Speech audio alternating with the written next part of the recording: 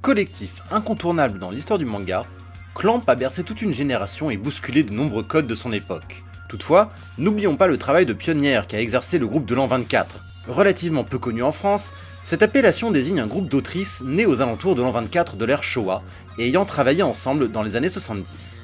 Mais qui sont ces femmes dont on ne sait rien ou presque? Qu'évoquent Moto Hagio, Keiko Takemiya ou Ryoko Ikeda à notre génération? Encore aujourd'hui, de nombreuses personnes imaginent que le shoujo se cantonne à des histoires mièvres et interchangeables de petites filles amourachées. Un cliché déjà bien installé dès les années 70. Le shoujo est un sous-genre, une sous-littérature, ça ne vaut rien.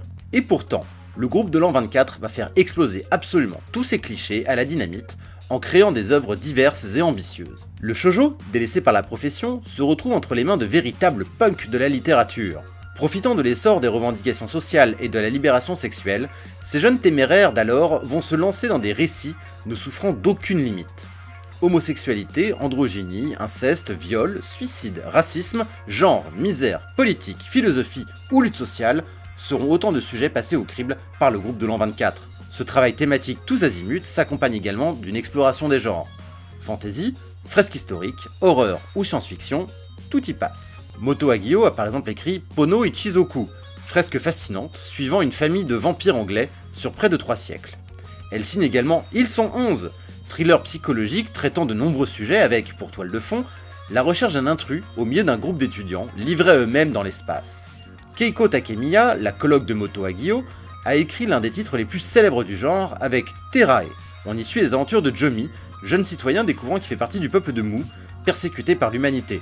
Élevé au rang d'élu, il doit les guider dans un conflit qui le dépasse, avec pour objectif de regagner la Terre. Dès 1977, ce manga visionnaire annonce les new types de la saga Gundam et les thématiques de Megazone 2-3, qui inspirera à son tour la trilogie Matrix. Si tout le monde en France se souvient de Lady Oscar, La Rose de Versailles n'est pas le seul titre à parler de notre histoire et à s'en servir pour aborder les thématiques lourdes. Dans Kaze Toki no Uta, Keiko Takemiya raconte en 17 volumes une romance homosexuelle tragique dans la France du 19e. Cette série posera les bases du Shonen Ai, achevant le travail initié en 1974 par Moto Hagio dans Le cœur de Thomas. Ce classique a d'ailleurs été adapté au cinéma en 88 sous le nom Summer Vacation 1999. Fait important, les personnages masculins sont joués par des femmes. Si vous cherchiez l'origine du yaoi ou du josei, elle est donc bien ici, dans le travail du groupe de l'an 24.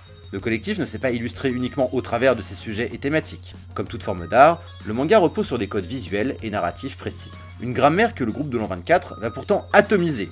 Faisant fi des conventions du découpage, Moto Hagio mélange le fond, le texte, le personnage et l'action sur une seule planche. La direction est claire, mais le dessin entremêlé. Le déroulé chevauche le décor et se noie dans les émotions des personnages, illustrés en pleine page. Un style radicalement neuf, aux antipodes des standards posés par Osamu Tezuka. Si le travail thématique autour du genre et de la sexualité a bien été poursuivi par Clamp, il est hélas bien plus difficile de mesurer l'héritage de cette démarche expérimentale dans les productions actuelles. Méconnu chez nous, le groupe de l'an 24 n'en demeure pas moins un mur porteur du manga contemporain. Ces autrices en ont marqué à jamais l'histoire, en permettant à des thématiques et des choix visuels neufs de s'immiscer dans un monde très cloisonné. C'est grâce à elles que des artistes comme Inyo Asano, Shuzo Oshimi ou Clamp ont pu s'illustrer, et on les en remercie car sans elles, le monde du manga ne serait pas ce qu'il est aujourd'hui. Jeux vidéo, BD, manga, séries et cinéma de genre. L'actu Pop & Geek, c'est dans Hyperlink, votre cocktail de bulles et de pixels, avec Karel et son équipe, tous les dimanches à 16h, en direct sur VL.